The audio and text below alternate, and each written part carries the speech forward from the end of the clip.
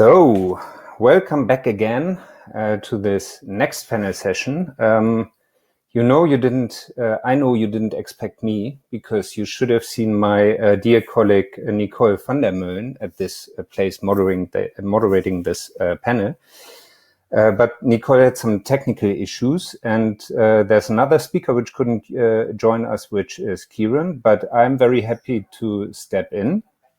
It just means a couple of things. So the first thing is, this panel, Rick Ferguson wouldn't join in. Why? Because he never joins any panels which are out of gender balance. And as much as I can try to be my best Nicole van der Meulen ever, I think, as a matter of fact, we got gender balance terribly wrong with this panel. But I apologize for that. It's due to a technical issue, not because we wouldn't value that.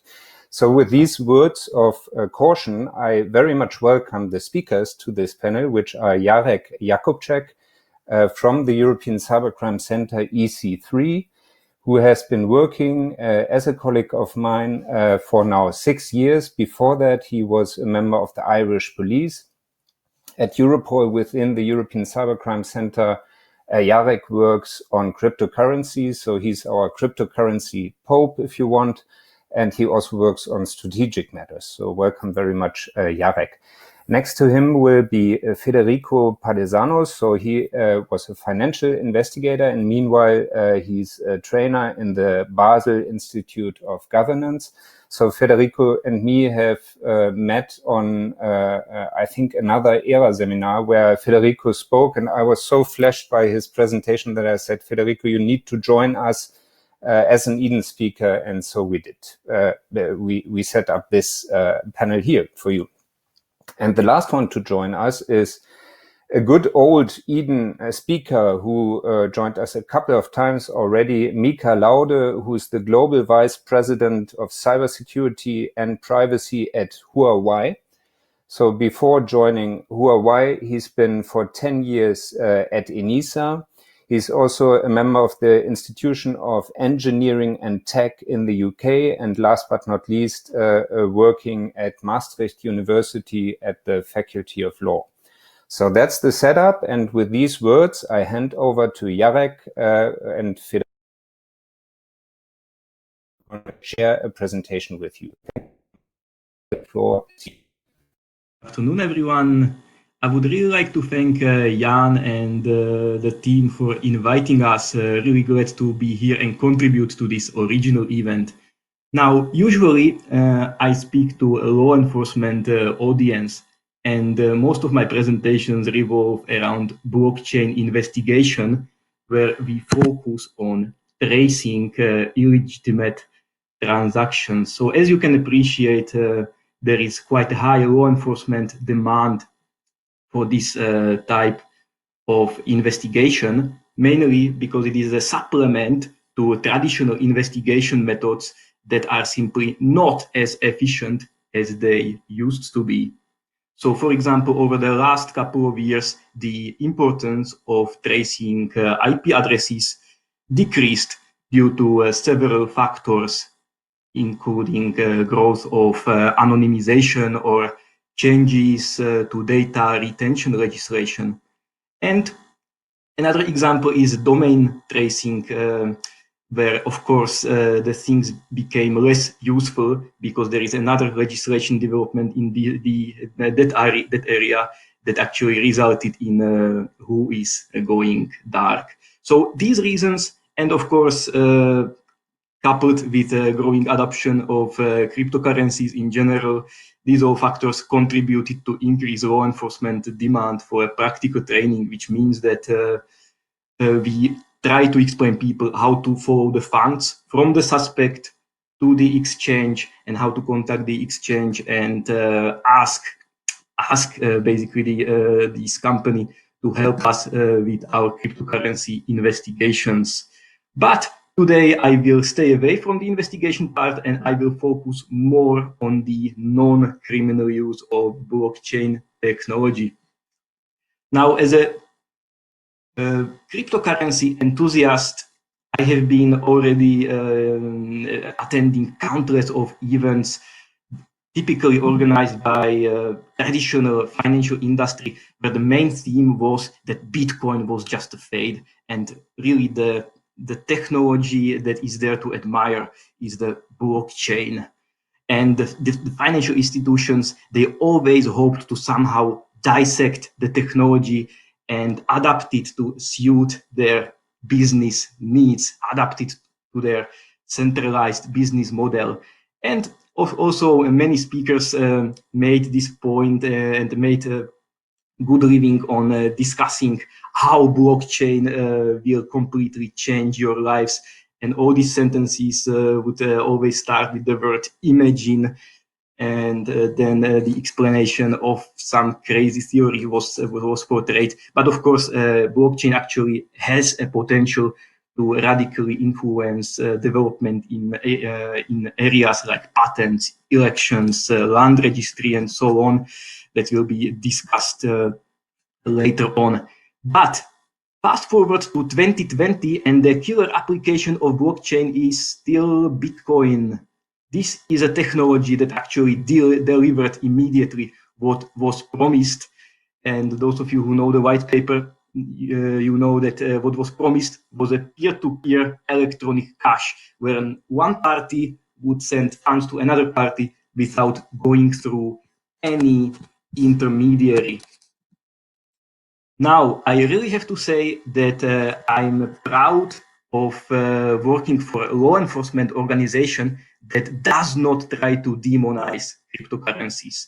And of course, cryptocurrencies do facilitate a large part of cybercrime activities, and there is no way of disputing it, of course.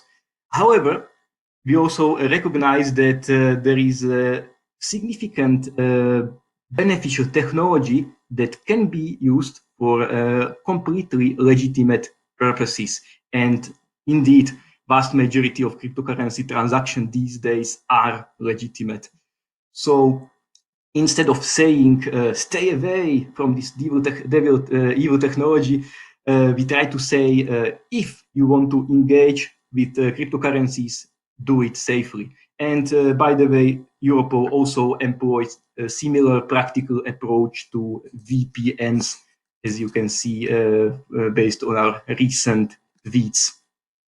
And of course, as a participant at this conference, I very much believe that privacy is very important to you.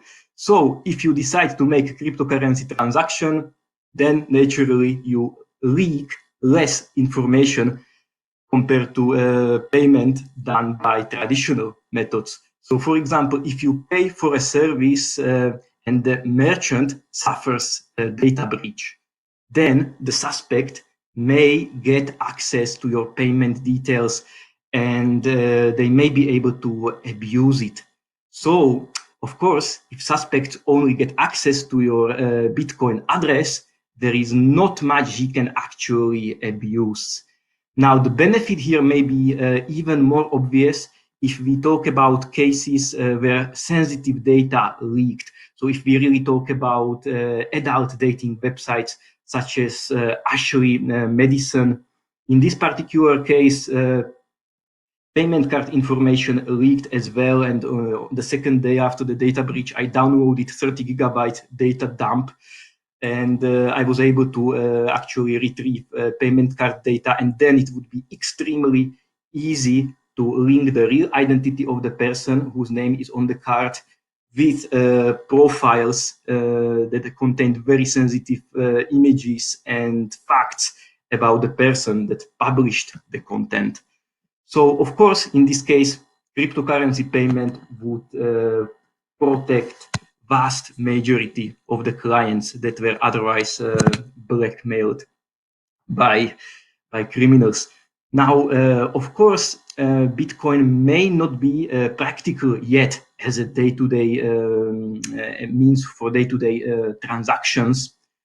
And currently, I have to say its main use is similar to a digital gold. So it is basically a store of value despite its huge volatility.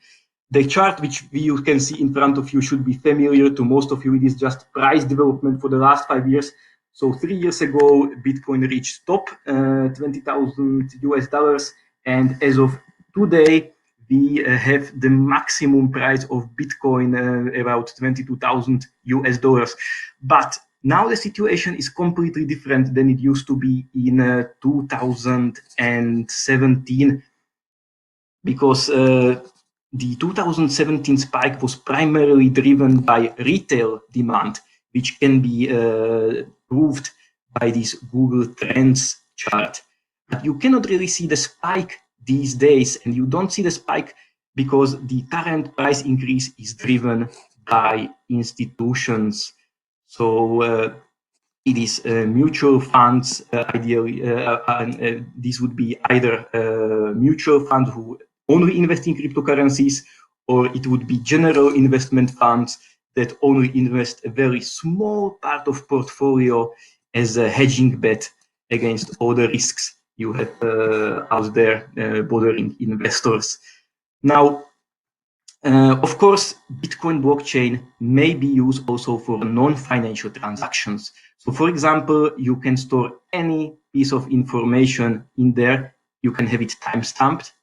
And then you will be able to prove that the document that you entered into the blockchain was present at the day when you upload it into the blockchain, and that you, as a holder of the private key, were the one who uploaded it into the blockchain. So, for example, I give you some practical use of how you can use or abuse this.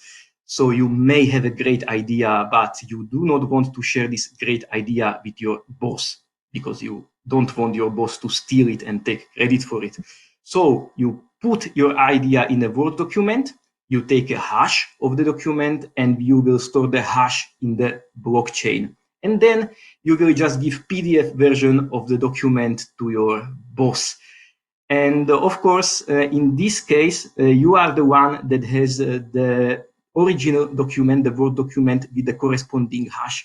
So you are the one who can prove that you came up with the idea, and you can have it proved by the blockchain.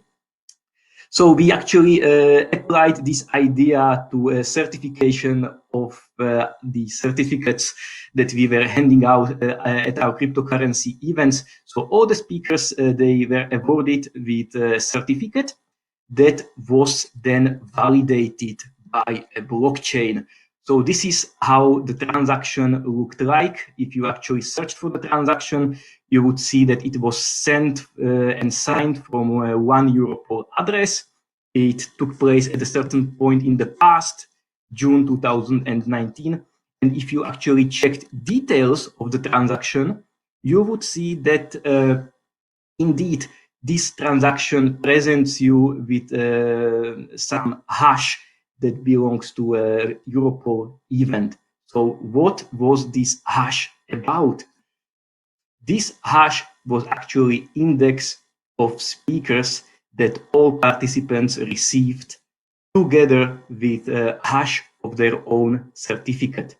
So this basically allows the participants to validate their certificate. They can, if the Europol, if there is no crime in the future and Europol goes out of business, then the participants will still be able to say, yes, I got this certificate and it is legitimate because I have a way to prove it. Now, at this point, I would like to give a word to Federico Parizano, who may add you a few more benefits that blockchain technology may provide you with. Federico, the word goes to you. So thank you very much. Thank you, Jarek. Yes, very well said. What I want to add now for at this point is that we've seen, as you introduced before, some use cases for blockchain, and probably we hear this buzzword used in so many occasions. It's probably sometimes just an advertisement for company just to say, oh, we are using blockchain. You know, it makes cool, and probably the value of shares goes up the moment you say that you're involved in cryptocurrency or in blockchain. Now, the problem is blockchain now the solution that all these people say that could solve any problem in the world? They could, help people to do things better, faster? It depends. It depends a lot on the kind of problem you want to solve. Now, we probably hear this word that the blockchain is a sort of database. Yes, it is. But always remember the way blockchain works. If you go a little bit deeper into the functioning of a blockchain, it's basically a database that is replicated thousands of times around the world. It's quite slow if you compare it to any other sort of database. It's quite costly and expensive, and it's consuming a lot of energy. Now, when is this sort of blockchain helpful? When is this kind of database helpful? Only in a few occasions, when you want something which is immutable, which is distributed, and is censorship resistant. Now, Jarek just made a very good example. If you want to embed in the blockchain the data of me as a speaker at this training, what did I say? Immutable. This is because nobody can really change a data that is inserted in a blockchain. So even Jarek, even if he makes this transaction stating that I was a speaker here, even if he wants, there's no way he can delete that information from the blockchain. It will stay there forever. Okay, it's distributed, so there's no a single place where this information is stored. Europol is not the owner of that information. Okay, that information is spread in thousands of computers. And it's censorship resistant. I mean, there's nobody can prevent Jarek to insert that information in the blockchain. Now, we usually see problems with our own eyes and the countries we live on. But I always like to make this example, and probably Jarek introduced it before when he said, this can be used for land registry. Now, something that is very close to me, because it was a place I was about to go and work, it's Haiti. You might remember that in 2010 there was a terrible earthquake, and what happened at the time, the entire land registry, together with almost half of the island, was destroyed. So what happens that after more than 10 years, the situation is still the same, and the big problem for people there is that they cannot prove they are the legal owner of a piece of land. Okay, they cannot prove this is my house, this is my piece of land, and sometimes they need that just to survive. Okay, with something like the blockchain, that could be avoided. Okay, you just need to insert in the blockchain the fingerprint of the data, and the information will be there forever. And nobody will be in control of that information. Nobody can delete it, change it, or reverse it. Now, which is then, if we see this as a solution for many problems, the problem behind it is the fact that, as we said, you leak a lot of data when you make a transaction in the blockchain. And in fact, I just want to briefly touch on a new point, which is something that has been developed in the last 3 to 4 years, which is a sort of way to still keep some privacy in transactions. You might have heard about the Lightning Network.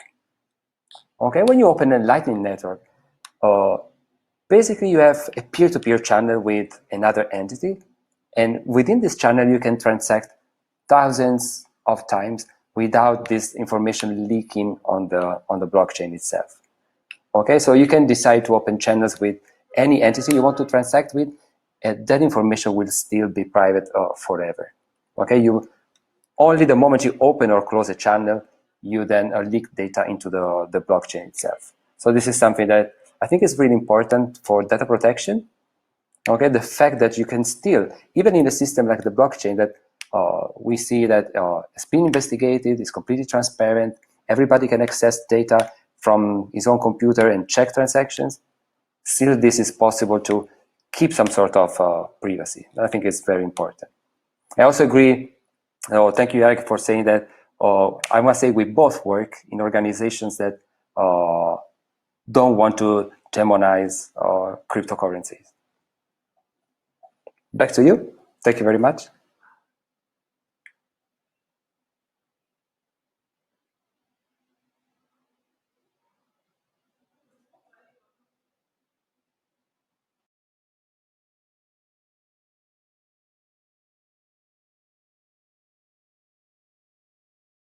My feeling My feeling is that Jarek at the moment may have some connection issues. Jarek, if you are still out there and want to continue the presentation, that would be awesome. Let us know. And, I can hear you loud and clear. Everything is good now. I can hear you again. So yes, thank you very much, Federico. And to conclude our presentation, there is something I would like to show you here. It is a computer game that Europol released in October last year. And the purpose of this game is to increase the knowledge of cryptocurrency investigators, not only in... how should we go about it? Jarek, give it one more try, and otherwise we give Mika the floor for the moment. But please, Jarek, floor is yours. Okay. Actually, I can hear you loud and clear. I don't know if you can still see me. What you should see on the screen is a game that we released last October, and the purpose of this game is to train cryptocurrency investigators, and basically we are trying them to recreate investigations that we faced at Europol. So they have to use real commercial tracing tools. They have to search for the answers in the real cryptocurrency blockchain. It would be Bitcoin or Ethereum most of the time. And at the end, because of course we are a very competitive crowd, we also wanted to give them some benchmark and certification. So of course, if you are a law enforcement officer and you are interested in a practical training, please let us know, and we are more than happy to give you all the support that we can. So thank you very much for your attention. We are very much interested in your cryptocurrency / blockchain related question, and I'm passing the word now to Mika.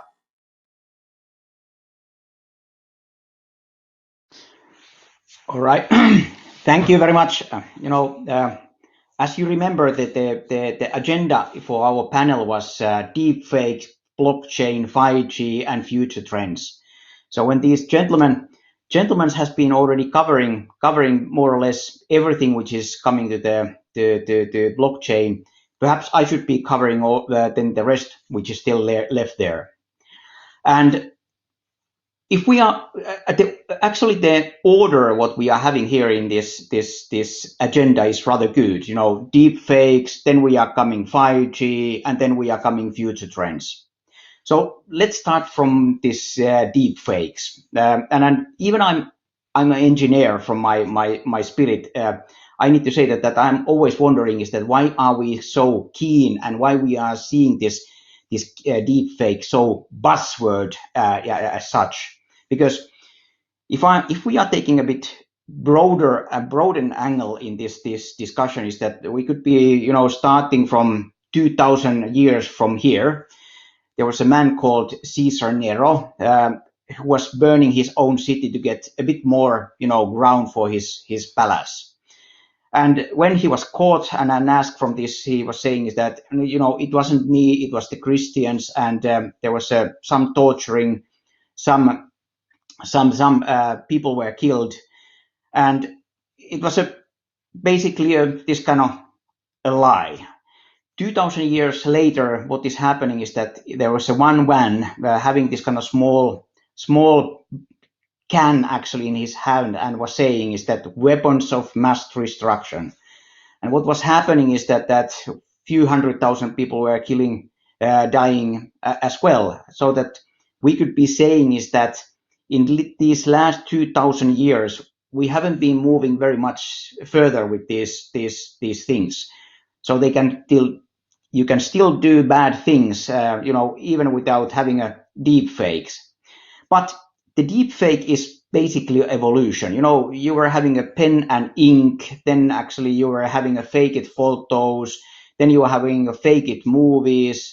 Now it's just the evolution has been taking us in the point when you can do something online in the real time. Actually, what we should be asking is that why do we have these fake deep fakes? Where is the need actually coming?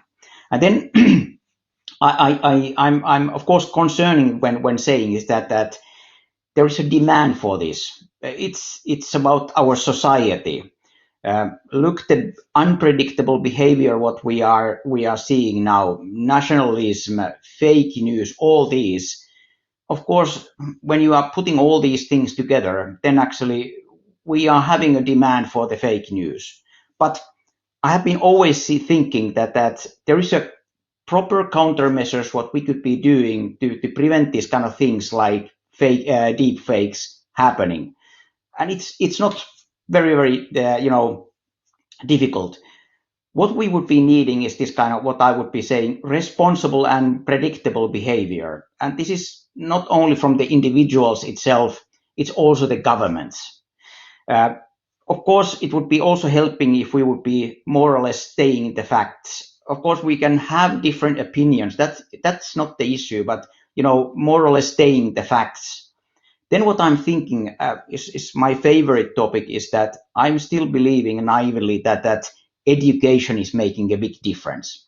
So if you're having educated people, then they are usually saying that this is possible, that is not possible, and when you are having this kind of education, also it would be helping if you are having this kind of thing like critical thinking, which is something what I'm still seeing that it's lacking from many people. Is that is this really possible? Is this really, could be this kind of thing happening? Are there something else which would be driving these messages? And if we would be having this kind of pile of things, I would be saying is that there would be not very much chance for this kind of deep fakes to really happen. But all right, why this the order of the deep fakes and 5G is also rather good, because of course I'm concerned at the moment that why the people are burning the 5G base station, thinking that that will be stopping the convict spreading. And this is of course the power of the deep fakes. What I could be only saying from the 5G as such is that I have been in this business 30 years, and I still remember the analog radios and all the first generation, second generation, third generation, LTAs, fourth generation, and now we are in the fifth generation. And it has been also a journey. It has been evolution. Every single generation has been coming better, more secure, more reliable. And then I would be saying is that the biggest thing what we are having with the 5G is not only that it's good for the new coming application. And I would be saying that the future applications, I would not be so concerned from those and security on those, because the 5G is having rather good answer for these security issues. And it's the 5G is also having something more special. Actually, the good thing with the 5G is that it's also fixing some security challenges what we as an industry, we left behind with the 2G, 3G, 4G, and so on. Think about the 2G. We were never thinking that it would be lasting longer than 5 years, and it's still alive. It wasn't decided to last so long. But where I'm concerned, of course, that this 5G seems to be already so secure that there has been a coming increasing amount of legislation around the world, which is saying is that we have to have a backdoor for 5G because it's too secure. And this is something what I have been always opposing the backdoors, and I will be always opposing the backdoors, because if we would be having unified world where everybody would be having the same values, thinking the same thing, we will be having the law enforcement which would be working always with this underneath the same laws, I don't would be having any issues. But the world is not yet there, so we have to have a certain functionality so that we can control the privacy and trust and in the proper way. And the making this kind of black backdoor is not necessarily the best thing. But if we are looking in the future, all right, going in the future things, yes, we are going into heading in the towards of things like cognitive radio. So we will be having still the sixth generation coming most probably 2025, 2024, perhaps comes the first generations of the 6G. But we are heading anyway towards the cognitive radio. Yes, artificial intelligence will be there. We will be having a good things from that. We will be having a bad things from that. What of course is needed is things like accountabilities, clear accountabilities, because even the simplest artificial intelligence is having three components. First is the processor, hardware. Then we are having a data, what you are feeding in. And then you are having algorithms which are making the magic happening.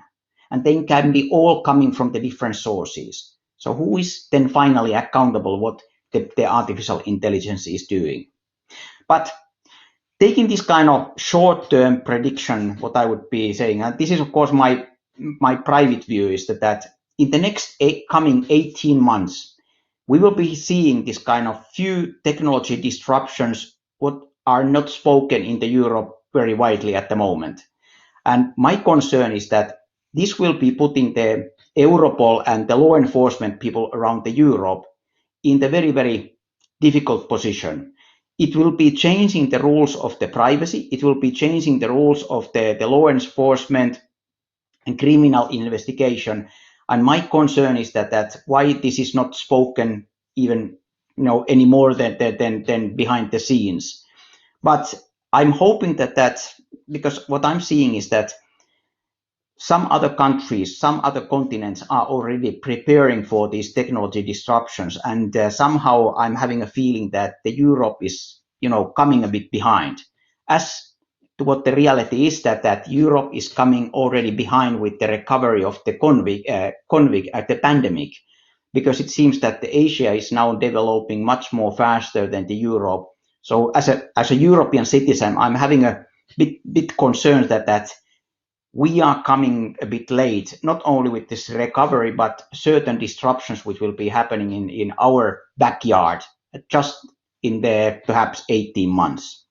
All right, Jan, back to the studio, as they are always saying in the sport events. Thank you so much, Mika, for your intervention. Thank you to all of you for these presentations. What I really like about the discussion is when I listen to Jarek and Federico, even for a simple mind like me, being mainly a lawyer, as all in a sudden a concept such as blockchain becomes more understandable, let's say. And what I found particularly interesting is that you elaborated information in the blockchain stays forever, which is useful in many contexts. But putting my, let's say, data protection goggles on, I also wonder, like, forever? What about the right to be forgotten? And then I think in terms of what could ever go wrong, as the EDPS would say, you would always have to do a data protection impact assessment, what could ever go wrong. So what about a scenario in which, let's say I have a girlfriend and she leaves me, I'm really mad at her, I'm angry with her, and as a kind of revenge, I'm posting nude pictures, which I have on my private phone of her, right into the blockchain. So what about her right to be forgotten then?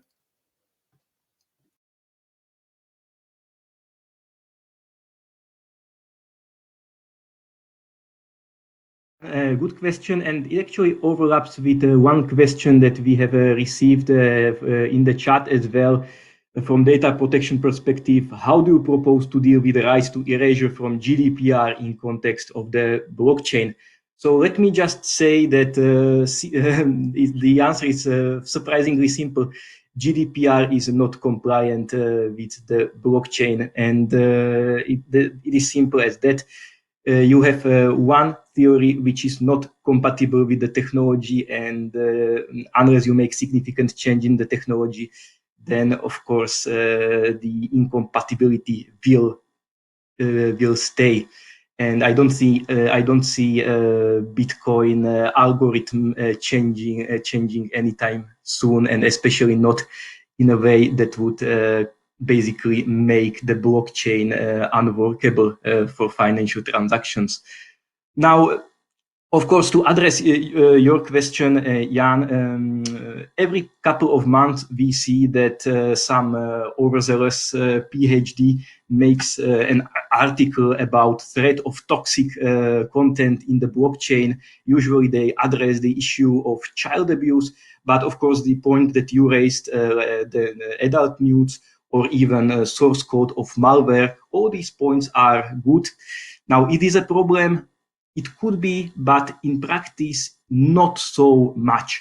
So if we speak about blockchain, we have to decide which blockchain do we speak about. So if we actually speak about Bitcoin blockchain, then storing any toxic content would not really be that useful. Because, for example, if you wanted to upload a high-res 2 MB picture into the blockchain, it would probably cost you a few dozens of thousands euro these days. So I am not sure which criminal would be willing to make such a financial sacrifice to make that happen. Now, of course, you may upload something shorter, like links that would lead to toxic content. But then, of course, these links are visible to everybody, including law enforcement. And the law enforcement can, of course, talk to hosting providers and try to take down the toxic content. So it is a problem, yes. It is a practical problem that we are facing frequently, certainly not. Okay, yeah, that. Thank you very much. That's a very good explanation and puts it into context. Federico, from your side, any additional thoughts on this one? Just add a few points. That's the beauty, and also the beauty of having a blockchain. And Jarek was very correct. He said, okay, first of all, which blockchain are we talking about? Because all the characteristics I mentioned before, which is completely decentralized, completely immutable, censorship resistant. That doesn't apply to all the blockchains, okay? But if we talk about Bitcoin blockchain, for example, that absolutely is the case. And it's the beauty of it is the fact that nobody can stop someone to transact, but also to insert some data into the blockchain. But the fact is also that the moment something is in the blockchain, you can put all the regulation you want. You can call the Financial Action Task Force. We can call the European Union to put some law around it, to put a legal framework. But there's no doors you can knock and ask, okay, please remove this content because it's against the law. There's no possibility to do that. And as we said, this is how the Bitcoin blockchain stands right now. Of course, the protocol can be changed theoretically. The fact is, it's not going to change because the smallest change in the blockchain requires to have thousands of people agreeing to make that change. As we said, it's a distributed network, and it will never happen because the moment we've seen in the past that there is a change to be done, which is really needed, and the moment you try to put people together to agree, it's simply madness. Okay, simply something like that will never happen. The good thing is the characteristics we said before. Okay, so if you have people that really need to make transactions that are immutable, censorship resistant, that's the beauty of it. That's how we can use a blockchain. And also when you need to put data somewhere to timestamp, to put a fingerprint of this data somewhere, blockchain, that cannot be tampered with, that's another good point. But as also Jarek was saying, is this a problem technically? Yes, but in theory, not so much. Lot, Federico, for that explanation. So I understand that to a certain degree, there's simply a clash between the reality of what blockchain is and certain requirements, such as legal requirements, such as the right to be forgotten. And there's a very nice bridge here because we are talking about reality. There's a good question from the audience for Mika. Mika, would you agree that existing legal frameworks are based upon reality as we know it, being predictable and real? And if this is the case, are deepfakes then not a threat to these legal frameworks in their functioning and enforcement when reality is being projected as false? So, Mika, floor is yours. Thank you, Jan. The question is excellent, but there's a, in normal life, if we are still having that in one day is that I was traveling 300 days per year around the planet discussing with the governments. And what is going basically wrong with this idea is that about this reality is that unfortunately in this planet we are already having several realities, which are all equally good and verified, but they are just not the same. So the deepfake could be totally truth in one place, and in some other places it's not true. And this is making, already with the big international companies, the work rather difficult. So that this is part of the change that when we have been having this kind of fake news, the fake news can be true news in some places, and then actually in the other places it's not the real truth. And this is of course the area where we as a big companies are sometimes struggling that how to make legislation for how to, early days I was always saying is that companies like to follow the legislations. We are fully compliant with the legislation. In this current world, it's not possible anymore. Sometimes the legislation and these realities are so conflicting that you are forced to make a decision which regulation you are going to violate. Not anymore that I will be following all the regulations.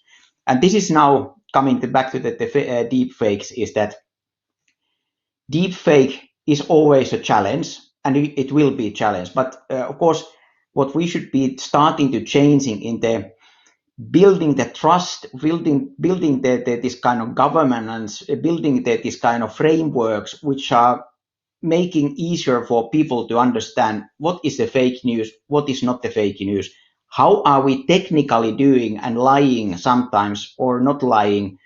It's rather irrelevant. After the fake news, deep fakes, there will be a deep fakes which can have a smell, touch, feeling, and all these kind of things. So it's only part of the evolution. But we should be preventing the utilization of those things happening, not single technologies. So the countermeasures has to be also this kind of technology agnostic to work right. Thanks a lot, Mika, for these explanations. When you spoke about facts and deepfakes, which might be true here but not true elsewhere, it somehow reminded me a bit of the alternative facts, which we have heard a lot under the Trump administration, but that is probably a topic we're going to address still in later panels.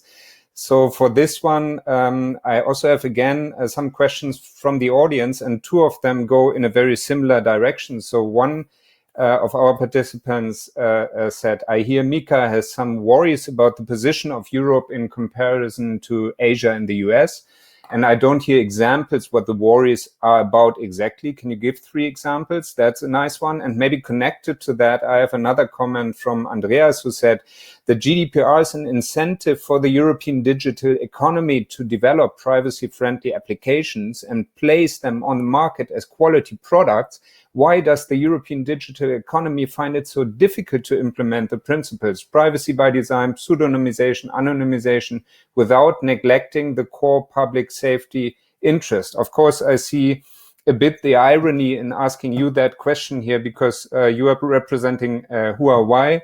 Earlier, you said you are strongly defending against backdoors, which is, by the way, also true for Europol. We've made some statements to that end. But Mika, floor is all yours to put these things into the right perspective. Thank you. Thank you, Jan. Okay, there was a real reason why I wasn't mentioned. Why this? What is the challenge? What will be happening, especially in the law enforcement people in the Europe? Because if I'm starting to explaining what actually there is behind the big picture, then actually it might be seen political. And there is a lot of people in this audience, in this group, what we are having here in Eden. And I know that there's a lot of more clever people than I am, and some of these people are definitely knowing what I'm meaning with this big disruption, what will be happening, and which will be making the law enforcement people work in Europe more difficult. But putting it simple is that like somebody was mentioning earlier, that in Russian they are starting to having own internet. Some countries also in Europe are preparing this kind of own internet. Those who are not preparing their own internet will be having some challenges. And this is of course also meaning that the law enforcement people, they can't be working and working in the similar principles what they have been doing now. But I promise something.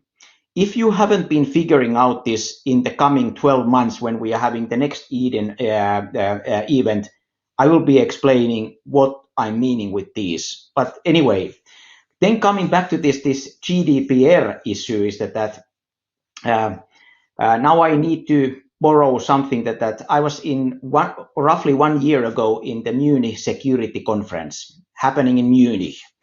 And there was a person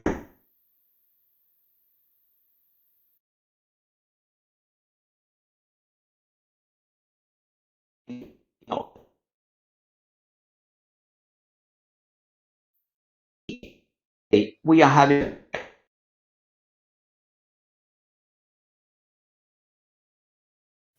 500 lawyers working for we can put all those issues, anonymization, everything in the place. But please understand the small and medium-sized European companies.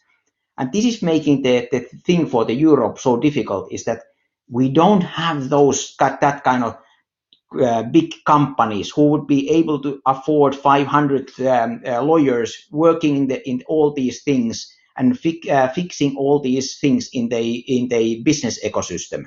We are having mainly here in Europe small and medium-sized companies which are struggling every single day to understand what is a GDPR. Can I do this? Is my database actually GDPR compliant? My nephew was making this system. How can I know if this is GDPR compliant? So in Europe, we are in the different position, and we are not China, we are not USA, we are Europe, and there is a certain fundamental laws which are working differently in our soil. And this is making the GDPR also for the European companies difficult. From our company point of view, we don't have any excuse. We are fulfilling every GDPR requirement which is coming, whatever it costs, whatever it means for the operations. We don't question that at all. But please remember those small and medium-sized companies in Europe. I'm concerned about those. Thanks a lot, Mika, for those explanations. I would still once again like to come back to the blockchain topic, capitalizing on the fact that I have two distinguished experts in this group. And right at the beginning of your presentation, Jarek, you said that Europol doesn't demonize cryptocurrencies, but still crypto plays a big role in crime. So like a general question I would have is how anonymous are cryptocurrencies really, if you can elaborate on that in public? Because what we see on the dark marketplaces is clearly that a lot of the transactions happening there are done in blockchain. In cryptocurrencies, but how can we go about this as law enforcement? Okay, I don't know if you can actually see the slide from my presentation, the very first one, which was showing basically the transaction going from the victim to an exchange. So indeed, for a majority of cryptocurrency users, for anyone out there who is not working for law enforcement and is not using commercial tracing tools, cryptocurrencies can be extremely difficult to track. because you only have access to blockchain explorers, and you can see transactions between pseudonymous entities. So you can see transaction hopping from one address to another, but unless you know that certain address belongs to a certain person or a company, there is not much really that you can find from just looking at the blockchain and transaction flow in isolation.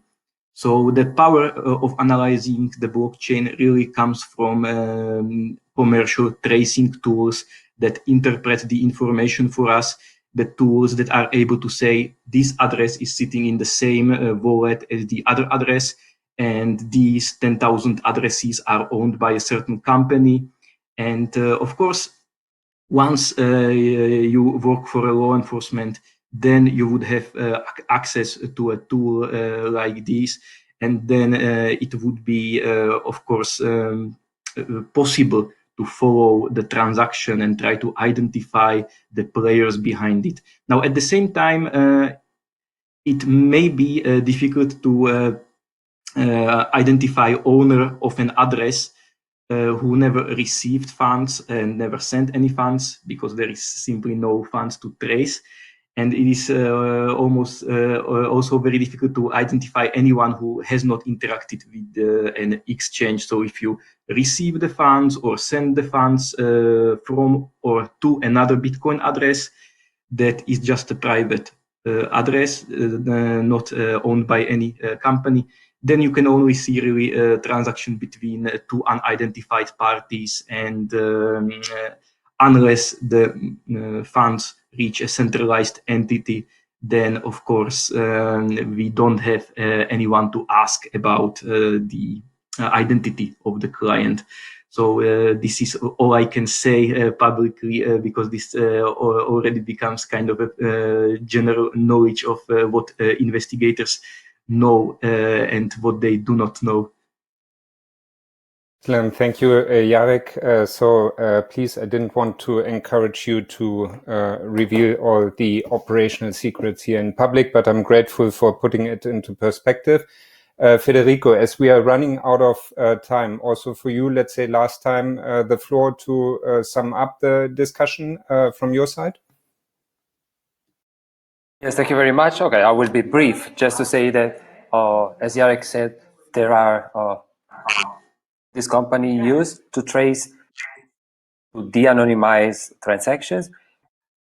There are techniques like clustering first and using some heuristics that allow to discover the identity behind these pseudonyms.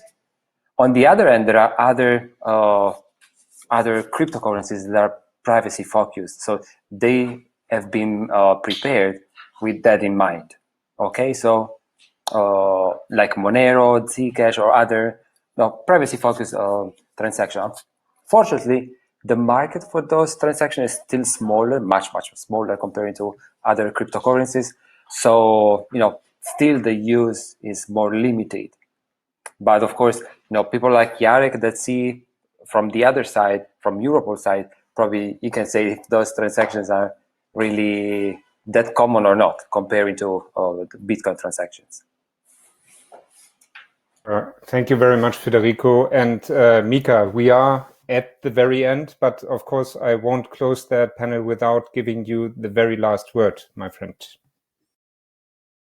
Okay, thank you very much. So that there was a question about what I'm thinking about the European production order, and this is a very good question in that sense that I'm counting on that when we are having honest and law enforcement, and they should be having the right tools. My concern is sometimes just that criminals are not following the laws, which is the bad thing, and those who are on this kind of good and honest citizens, they will be following.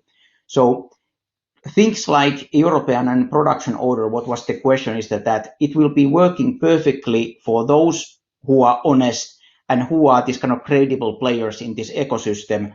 My concern is always, from the European perspective, is that we don't see that the criminals, when they are not following these laws, then actually they are making also the damage for the whole society. and the tools what we might be just now using are not sufficient.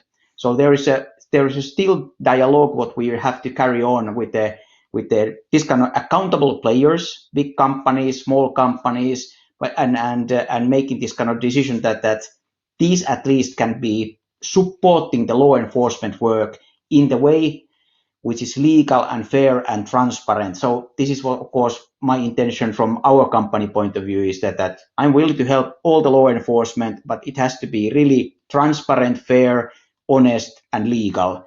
And then actually we are able to catch the bad guys. Thank you. Mika, that is the perfect conclusion remark.